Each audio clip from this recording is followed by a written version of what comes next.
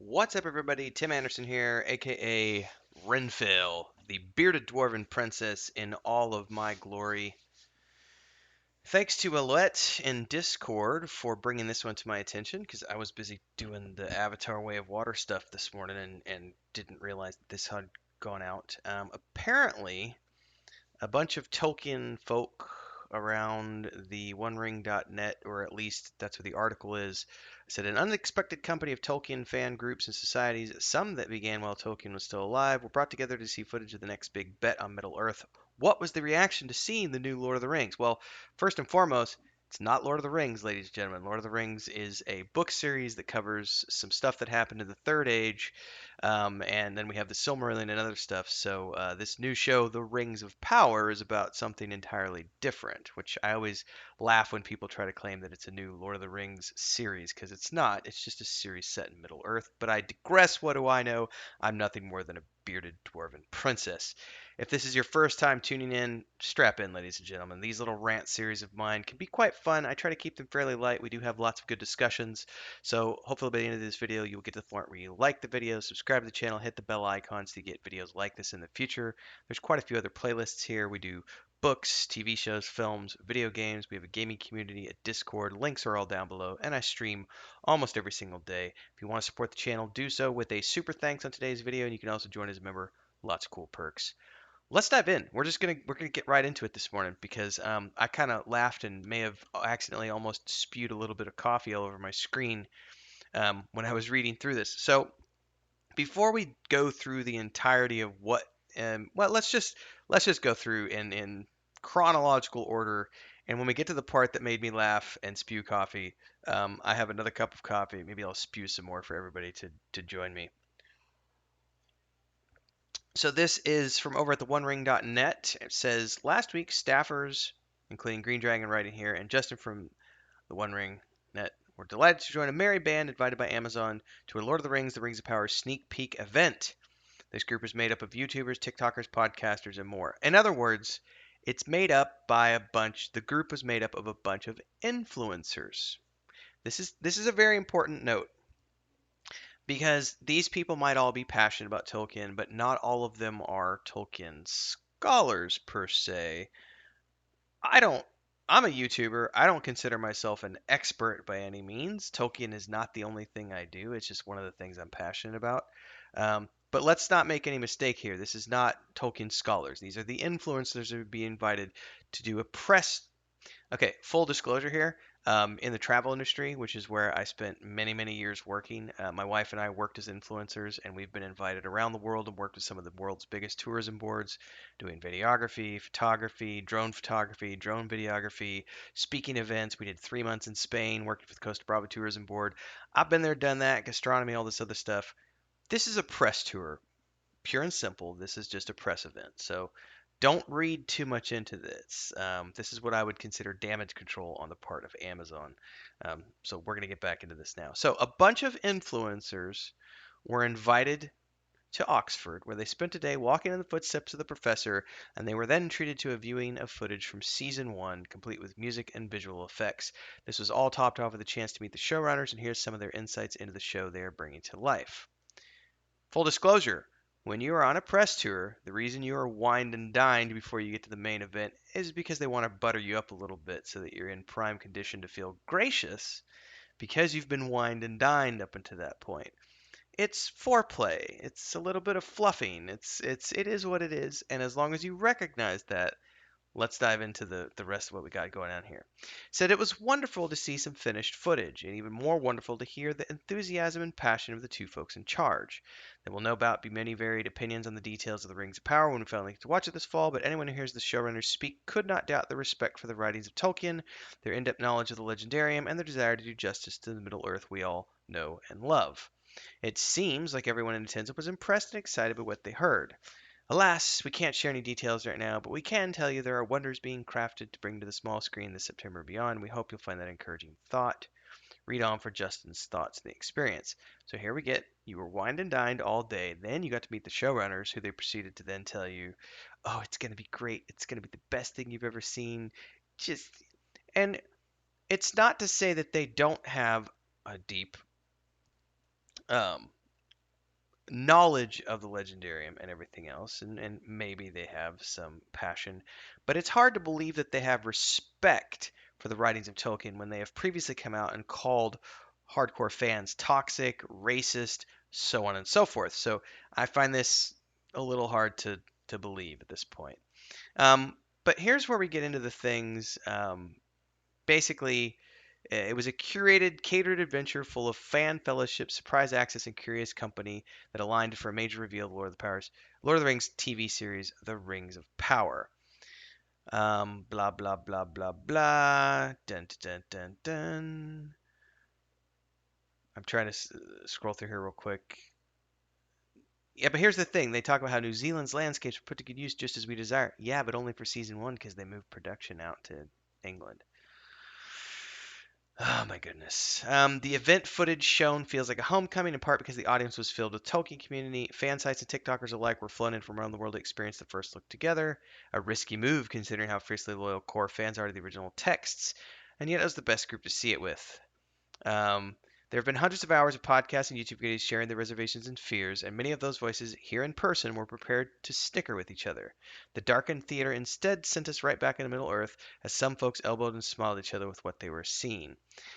That part sounds interesting, but it's the next part that has me thinking that this is all just bullshit, smoke and mirrors, and that this is just damage control by Amazon.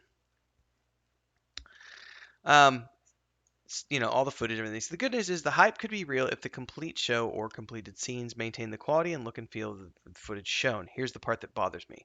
The vibe is right, the performances are superb, and the characterizations hint at resolving long-held gripes of previous adaptations. Um, Please explain, what are these long-held gripes of previous adaptations? Because unless I'm mistaken, Peter Jackson's films are universally acclaimed. The Peter Jackson Lord of the Rings films. I'm not talking about the Hobbit films right yet. We're talking Peter Jackson's Lord of the Rings films. Universally acclaimed, universally loved, won dozens of Oscars. These are movies that transformed the fantasy genre, brought new love of fantasy back into the world, breathed life into a whole new era of motion capture performance based on Andy Serkis's performance as Smeagol and the work that Weta Digital did. Brought a whole new company into the forefront, being Weta Digital, Weta FX, and of course Wingnut Productions. Like, to say that long held gripes of previous adaptations, I don't know anyone that has really griped about Peter Jackson's Lord of the Rings adaptations. Hobbit films, yes, the Hobbit films, I know some people have griped about things like the invention of a character called Toriel, who was this invented elf just so that they could have a romance scene in those films. But that's about the only thing I can think of that people really criticized even from the Hobbit films, other than their overuse of CGI compared to the previous films, which used mostly practical effects. So I'm really sitting here scratching my head going, there are characterizations that hint at resolving long-held gripes of previous adaptations. This is the part that bothers me because when we talk about characterizations, we are no doubt referring to characters and the way these characters are portrayed, and the whole everything that has been promoted about the Rings of Power show so far is about, it's been all about how they're doing such a great job because they're gender swapping, creating gender confused characters, and they're having more than just white people in the roles of elves and dwarves and men. Which, again, if you go back to the original Anglo-Saxon roots of this mythology, it's no different than the Northman movie that just came out. Everybody in that film was white because it's a mythology film about the Viking culture, and Tolkien's books were written about that. So this idea that characterizations that hint at resolving long-held gripes of previous adaptations, I really need to know what they're talking about here because it sounds to me like we're just spinning our wheels again, going about, well, there weren't any gay people in the Lord of the Rings films before, and there weren't any colored people, and we just got to fix that. And, oh, yay! Now there's gay elves, and by the way, if you're homosexual, that's great. Nothing against that. I'm saying that forced genderization and forced wokeness into this doesn't resolve long held gripes. There are no long held gripes by actual fans of Tolkien. There are gripes by people who say that there weren't enough representation, which is a different matter entirely. And here's the part where I think it was all just smoke and mirrors on the part of Amazon. It says taking the pulse of the Tolkien fan group assembled. Nearly all shared an increased hype level. The biggest fears they shared have been calmed, and this lucky group are now comfortably anticipating future drops of ROP marketing. This to me right here it says it all. They were wined and dined and flown in to see special clips that reinforce the narrative that the Rings of Power showrunners and Amazon itself is doing good things. Don't worry, it's gonna be okay. It's not true what's been going around the internet. No, we totally respect Tolkien. We totally have love for him. Don't worry about the gender swapping. Don't worry about the black dwarven princess. Don't worry about the fact that the dwarven women don't have beards. Don't worry about the fact that we're making up a bunch of characters just to fulfill our own version. Don't forget, don't worry about the fact that we're claiming that we're going to write the novel that Tolkien ever wrote. Don't worry about that. It's all going to be good. Here, have some cake, have some cookies, have some scones, have some expensive wine.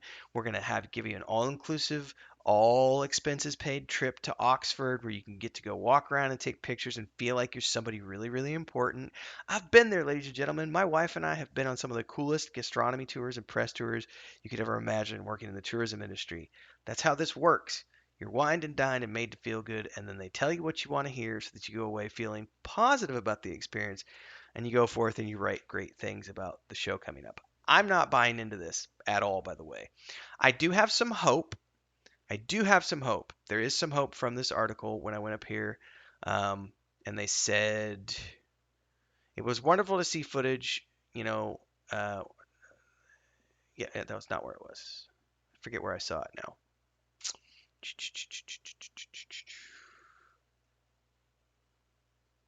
Who cares? What I do, there was something in here that I read previously, and I can't find it now because I'm into the roll of things, and I shouldn't get sidetracked. Um, they did say, the footage looks great. It was filmed in New Zealand. No doubt we're going to get great footage for season one because it was filmed in New Zealand. But as we all know, they moved production out to the UK because of budgets and other things. So who knows what the footage is going to look like for season two? But anything shot in New Zealand is going to look beautiful in any case. Um, so there is some hope that we're going to get a visually enticing show. That's cool. And if we can get away from the forced woke narrative and all this other stuff, it might actually prove to be something that is watchable. Um, so, you know, it's an interesting article. It's an interesting take on things. Again, at the end of the day, I'm not convinced. Sorry, I'm just not, because this is another case of the. If you remember the super fans videos that circulated early, right after the trailer first launch, we had different versions of that on all the Amazon Prime channels in different languages around the world. That was damage control. That was Amazon trying to put out the fires from coming out there and calling all the fans racist and toxic, and how the purists need to shut up and let them do what they're going to do with the show and let them write the novel that Tolkien ever wrote. I feel like this is the more of the same, because they're not appealing to anybody other than the influencers at this point. And they're bringing in the influencers and they're asking the influencers to trust us. We're building a show that you're going to love. Everyone else is going to love it. They're not actually showing us the footage. That's the problem. They're not actually showing the public anything. They're not actually proving that the show is going to be good. They're enticing and trying to use marketing gimmicks to lure people in and wine and dine them, and then have them go out and write things like, "Oh, this is going to be so good because we got to see these clips that they assuaged our fears. We're no longer assuaged. I forget how to pronounce that word. They calmed our fears. After we saw the clips that they showed us and they shared their passion for the show with us, we no longer feel afraid about what's coming up. That, my friends, is manipulation, plain and simple. It's marketing 101. If you fell for that hook, line, and sinker, well, that's okay. Happens to the best of us. I, of course, remain unconvinced. So, um, yeah, I think for me, I'm gonna wait and see still. I still don't have any. This has not changed my mind one iota. It's an interesting take on things, but I'm not convinced. So I'm still skeptical. Will remain to be seen. I'm still going to be continuing to roll my eyes when I see stuff like this come out. And for me, everything relies on watching the show when it comes out. But everything I've seen so far does not suggest to me that the show is actually going to be a faithful adaptation. Somebody, I think it was Oet in Discord, I'm gonna go double check that real quick.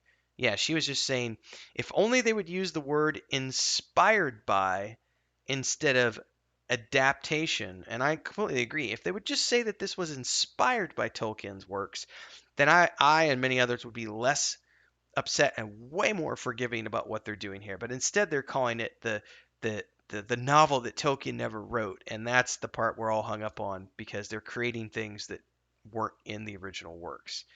And everyone likes to say, well, the Tolkien estate signed off on it. Yeah, Christopher Tolkien is dead. The new people in charge, it's money at this point. They don't have the passion for the original source material that Christopher did because those were written largely for him and in conjunction with his dad, and that's no longer here. We don't have that. So at this point, just because something is approved by the Tolkien estate, in my mind, does not mean anything at this point because the main gatekeeper is no longer here. And that person was someone who actually respected his father's work to a great degree. And unfortunately, I'm not really seeing that in some of the stuff that's coming out. Food for thought, my thoughts. If you got here, you like this video, don't forget to like the video, subscribe, hit the bell icon so you get updates for future content.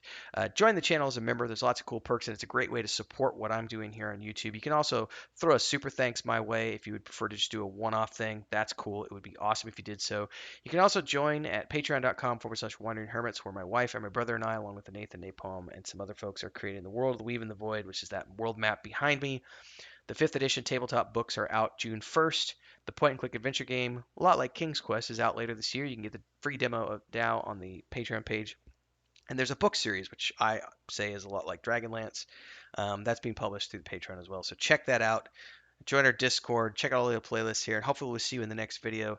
Stay safe. And this video has been brought to you by Renfill, the bearded dwarven princess, because this, ladies and gentlemen, is what bearded dwarven women look like. Until next time, stay safe. Happy reading.